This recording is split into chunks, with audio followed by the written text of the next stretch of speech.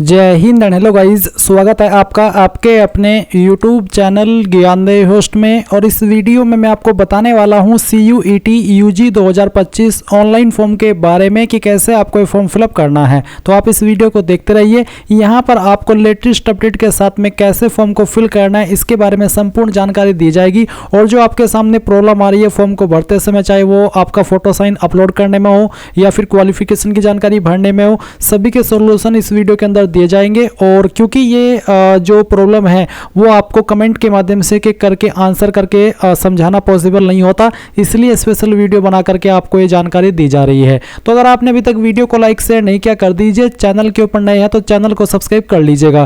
फिर जो लिंक मैंने आपको वीडियो को डिस्क्रिप्शन में दिया है आप ओपन करिए। ओपन करने के बाद आपको जानने को मिलेगा कि आप लोग इस फॉर्म को 22 मार्च 2025 तक भर सकते हैं। कौन से सब्जेक्ट पर अप्लाई करने के लिए, कौन सी कैटेगरी को क्या फीस पे करनी है, उसकी इन्फॉर्मेशन दी गई है। अप्लाई करने के लिए क्या एलिजिबिलिटी है वो आप यहां पर चेक कर सकते हैं। तो सभी जानकारी चेक करते हुए आप इंपॉर्टेंट लिंक के सेक्शन में आएंगे और अगर आप इसमें एलिजिबल है और इंटरेस्टेड है तो आप यहां से इंपॉर्टेंट लिंक से अप्लाई ऑनलाइन लिंक ओपन करेंगे। देन आपके सामने वाली वेबसाइट आ जाएगी। अब यहां पर आने के बाद में सबसे पहले आपको न्यू रजिस्ट्रेशन इसके ऊपर क्लिक करना है। अब गाइज यहां पर आपको इस तरह से इंस्ट्रक्शंस देखने को मिलेगी जहां पर आपको फीस की जानकारी दी गई है। तो आप यहां पर सभी जानकारी चेक करते हुए नीचे की तरफ आएंगे और फिर इसके ऊपर टिक कर देंगे। इसके बाद क्लिक हियर टू प्रोसीड पर क्लिक करेंगे। अब क्लिक हियर टू प्रोसीड पर क्लिक करने के बाद आप आपकी यहाँ पर पर्सनल इन्फॉर्मेशन फिल करेंगे। तो जो आपका नाम है वो नाम आपको यहाँ पर 10th के सर्टिफिकेट के अकॉर्डिंग फिल करना है। ये एंटर करने के बाद में आपको यहाँ पर आपके पिता का नाम एंटर करना है। ये भी आप 10th के सर्टिफिकेट के अकॉर्डिंग ही फिल करेंगे। इसके बाद आपको यहाँ पर आपकी माता जी का नाम एंटर करना है और ये सभी की सभी जानकारी आप अंग्रेजी के बड़े अक्षरों के अंदर भरिएगा। उसके बाद में जो आपकी डेट ऑफ बर्थ है वो आप यहाँ पर सेलेक्ट कर लीजिए। पहले डे, फिर आपका जो भी मंथ है वो आप सेलेक्ट करेंगे और उसके बाद में जो भी ईयर है वो आप सेलेक्ट कर लीजिएगा। इसके बाद आपको आपका जेंडर सेलेक्ट कर लेना है। फिर यहाँ पर जो इन्फॉर्मेशन अभी आपने भरी है वही इन्फॉर्मेशन दोबारा से आपको यहाँ पर डाल करके वेरीफाई करनी है। इसका मतलब ये कि आपसे कोई गलती ना हो जाए, इसलिए डबल जानकारी आपसे ली जा रही है, ताकि अगर आपने एक जगह गलत जानकारी भर दी तो जब आप वही गलत जानकारी दूसरी जगह भरेंगे तो पता चल जाएगा। इसलिए आपसे यहाँ पर ये डबल इन्फॉर्मेशन ली जा रही है। तो आपको सभी जानकारी जो कि आपने ऊपर भरी, जैसे कि आपका नाम, आपका फादर नेम एंड आपकी जो माताजी हैं उनका नाम, उसके बाद में आपकी जो डेट ऑफ बर्थ है ये आपको यहाँ पर अगेन इस तरह से सिलेक्ट करनी है, जैसे कि मैं आपको यहाँ पर सिलेक्ट करके दिखा रहा हूँ। इसके बाद आप आपका जेंडर भी सिलेक्ट करके वेरीफाई कर देंगे। फिर आएंगे नीचे देखेंगे प्रेजेंट एड्रेस। तो जो आपका प्रेजेंट एड्रेस है वो आपको भरना है, जैसे कि आपका घर का नाम या फिर नंबर वो आपको डाल देना है। सब लोकेलिटी क्या है वो आपको डाल देना है और लोकेलिटी के बारे में लिख देना है। अगर मैं आपको सिंपल तरीके से बताऊँ तो आप इन 3 लाइन के अंदर जो भी आपका एड्रेस है वो कंप्लीट कर दीजिए और फिर जो आपकी कंट्री है वो सिलेक्ट कर लीजिए।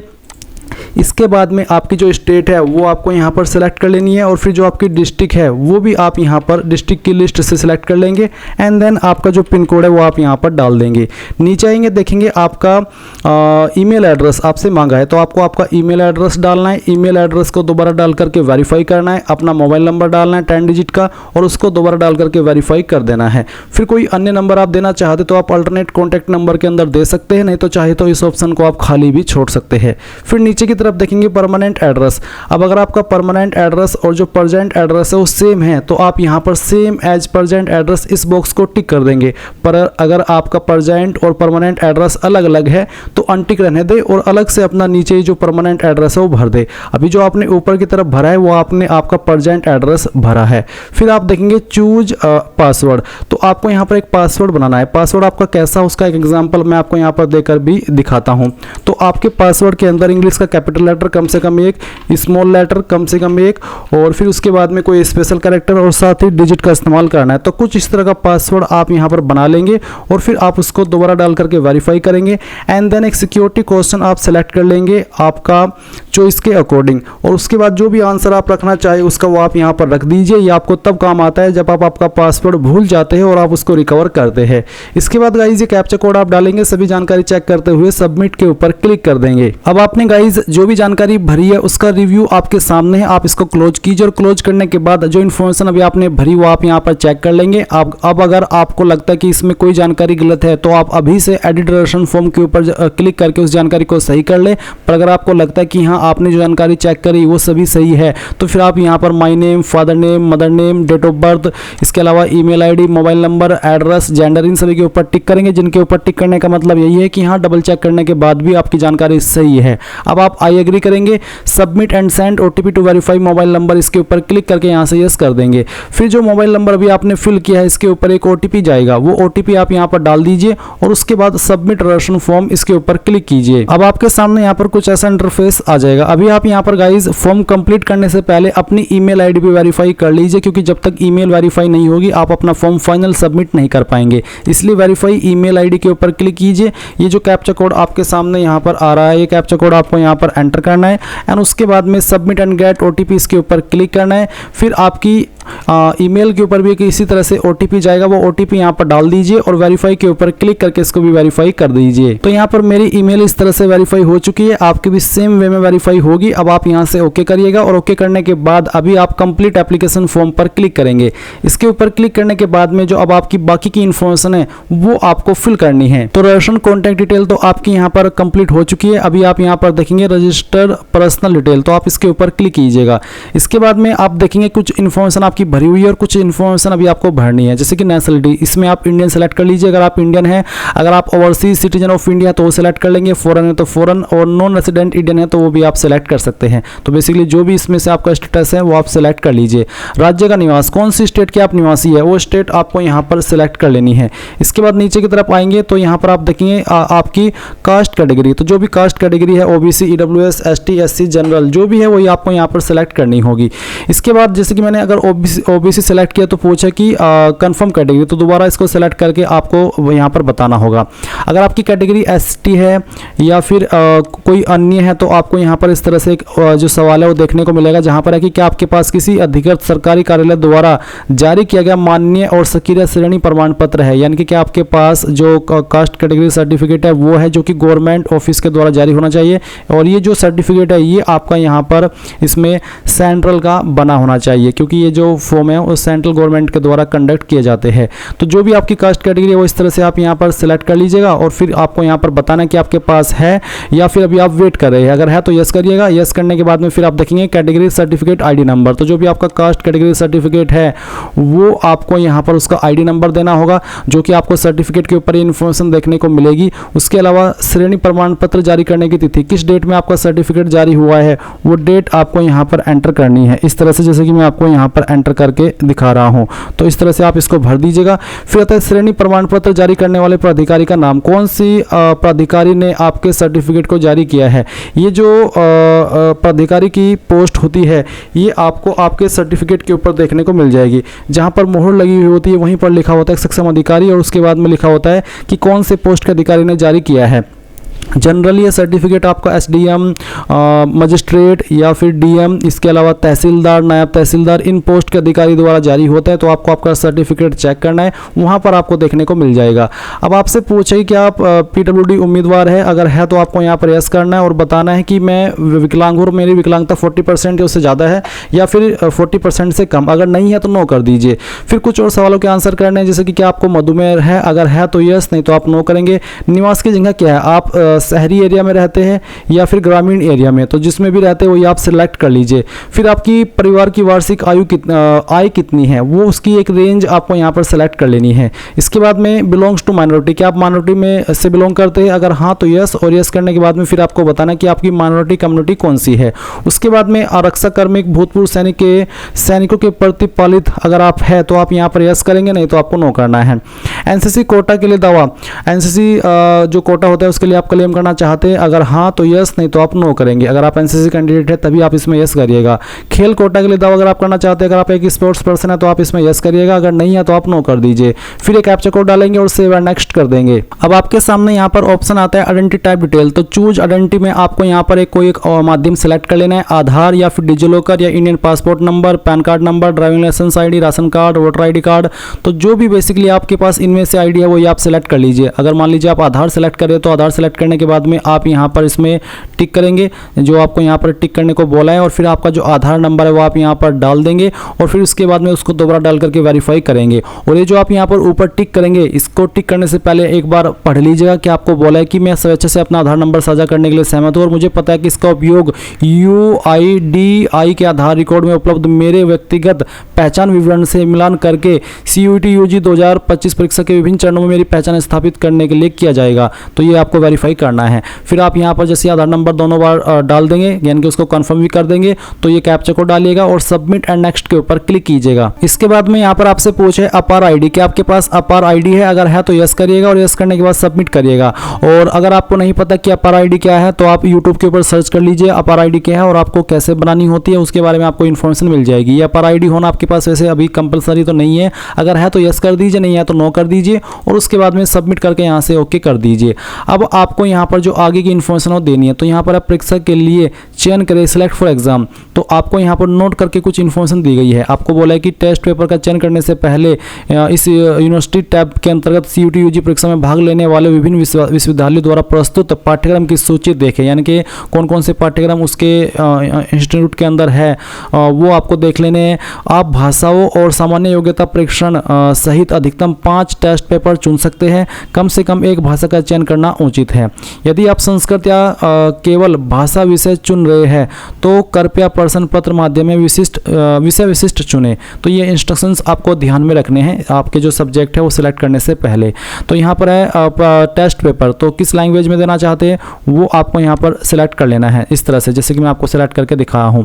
तो ये आप सिलेक्ट कर लेंगे। उसके बाद में आप नीचे की तरफ आएंगे तो आपके और भी काफ़ी सारे सब्जेक्ट यहाँ पर देखने को मिलेंगे। तो जो भी आपको रखना देना है जिसमें भी वो आप सिलेक्ट करेंगे। साथ ही साथ आपको पहले ही बोला जा चुका है कि आप यहाँ पर सामान्य योग्यता परीक्षण सहित अधिकतम 5 टेस्ट पेपर चुन सकते हैं। कम से कम एक भाषा का चयन करना उचित है और कम से कम एक भाषा आप का जो चयन है वो तो करेंगे ही, और अधिकतम आप 5 सब्जेक्ट इसमें चुन सकते हैं। तो जो भी आपको चुनना है वो आप आपकी चॉइस के अकॉर्डिंग इस तरह से सिलेक्ट कर लीजिएगा। इसके बाद आप नीचे की तरफ आएंगे, फिर यहाँ पर देखेंगे डोमेन विषयों के लिए प्रश्न पत्र का माध्यम। तो क्वेश्चन पेपर मीडियम आपको सेलेक्ट करना है डोमेन सब्जेक्ट के लिए।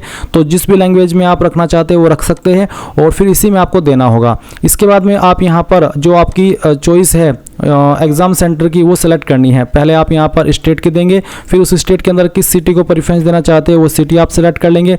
उसके बाद में यहाँ पर सेकंड चॉइस देंगे स्टेट की, उसकी फिर सिटी आपको देनी है। फिर तीसरी चॉइस उसकी फिर सिटी, उसके बाद में फोर्थ चॉइस और फिर जो उसकी सिटी है वो भी आप यहाँ पर इस तरह से दे देंगे।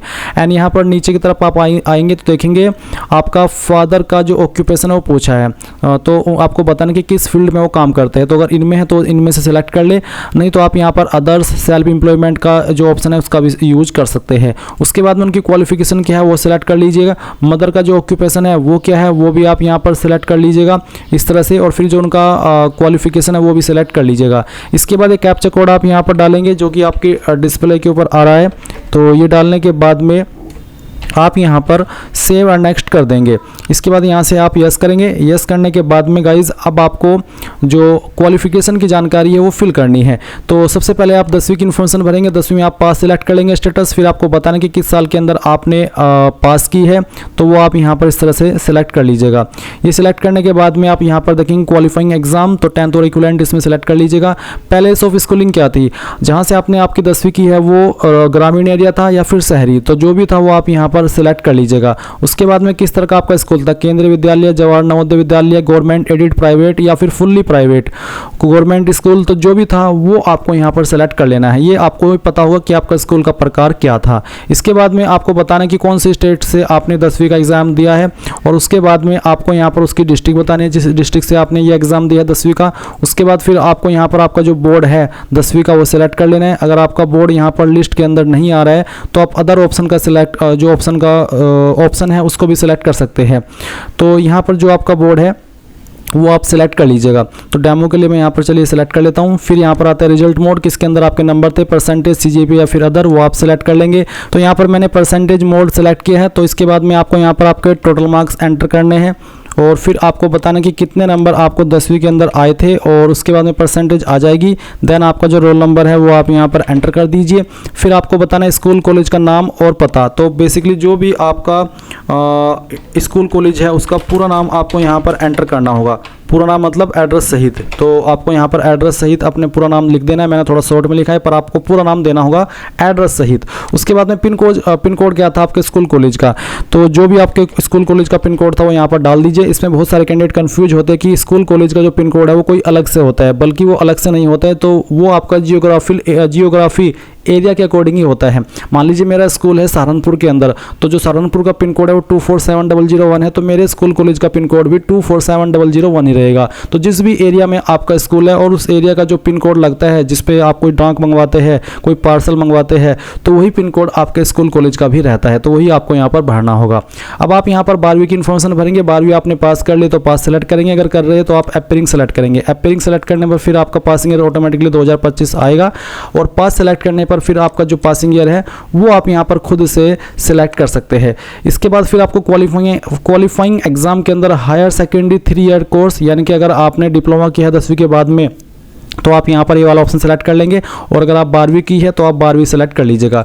तो कहाँ से आपने आपकी 12वीं की है फिर उसको आपको बताना होगा किस एरिया से की है, उसके बाद में कौन से स्कूल से की है वो आपको सेलेक्ट कर लेना है। कौन सी स्टेट से की है वो स्टेट आपको यहाँ पर सेम ऐसे ही बतानी है जैसे कि अभी आपने 10वीं की इन्फॉर्मेशन भरी है। फिर आपको डिस्ट्रिक्ट बतानी है। उसके बाद में आपको यहाँ पर आपका जो बोर्ड है 12वीं का जहाँ से आपने की है, जिस बोर्ड से की है बेसिकली वो बोर्ड सेलेक्ट कर लीजिएगा। रिजल्ट मोड क्या था वो आपको यहाँ पर सेलेक्ट करना होगा। अगर परसेंटेज तो फिर बताइए कि टोटल मार्क्स क्या थे, कितने नंबर आपको आए थे वो आप यहाँ पर डाल दीजिए। और उसके बाद में आप यहाँ पर परसेंटेज देखेंगे अपनी, और उसके बाद फिर जो आपका रोल नंबर है वो भी आपको यहाँ पर एंटर कर देना है।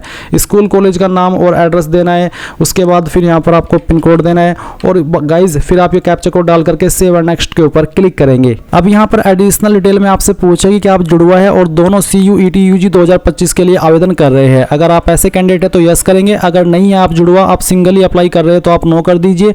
ये कैप्चा कोड डालिए और सेव एंड नेक्स्ट के ऊपर क्लिक करके यहाँ से यस कर दीजिए। फिर आप यहाँ पर देखेंगे आपके अभिभावक की इन्फॉर्मेशन। तो पहले तो आप कंट्री में इंडिया सेलेक्ट कर लेंगे। फिर आपको जो आपका मोबाइल नंबर है वो यहाँ पर डालना है आपके अभिभावक का। फिर जो उनका ईमेल एड्रेस है वो यहाँ पर डालना है। ये कैप्चा कोड फिल करना है और गेट OTP के ऊपर क्लिक करना है। फिर यहाँ पर ईमेल और नंबर दोनों के ऊपर OTP जाएंगे जो कि आपको नेक्स्ट स्टेप के अंदर वेरीफाई करने हैं। तो गाइज इस तरह से आपके सामने यहाँ पर OTP डालने के ऑप्शन आएंगे। पहले आप नंबर वाला OTP डाल दीजिए, फिर ईमेल वाला, और उसके बाद वेरीफाई एंड नेक्स्ट इसके ऊपर क्लिक कर दीजिए।